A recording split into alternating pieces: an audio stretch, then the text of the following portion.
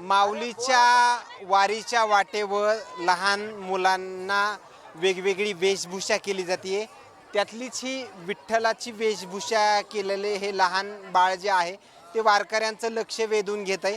काही वारकरी जे आहेत ते लांबून त्याचं दर्शन देखील घेत आहेत. त्याचे कुटुंबियातले वडील माझ्यासोबत आहेत. दादा, ही वेशभूषा केली आहे आणि विठ्ठल तुमच्या खांद्यावर आहे, काय भावना आहेत? एकदम सुंदर आहे. असा सोहळा बघणे मुश्किल आहे. किती वेळ लागला पूर्ण वेशभूषा तयार करायला? 3 तास झालं हे आता सध्या आहे. आई पण माझ्यासोबत आहेत. काय मुलाला विठ्ठलाची वेशभूषा केली आहे, काय भावना आहेत तुमच्या? विठ्ठलासारखीच भक्ती सगळ्यांवर राहावी हीच वाटतंय. आशा त्याला खूप आवडते विठ्ठल देव. तो लहानपणापासून सारखं विठोबा विठोबा म्हणतो.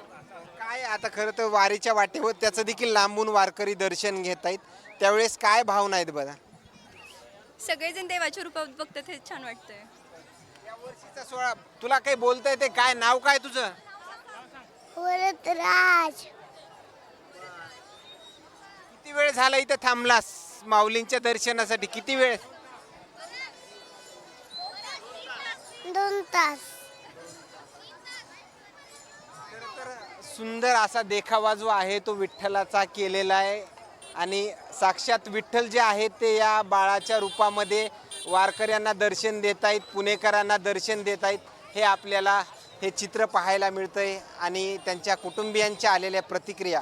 मात्र आणखीन काही वारीच्या वाटेवर वेगळे अपडेट्स आपल्याला पाहायला मिळतील का, हे पाहणं तेवढंच महत्त्वाचं ठरणार आहे. कॅमेरामॅन सोबत सूर्य दुमडिया, पुणे.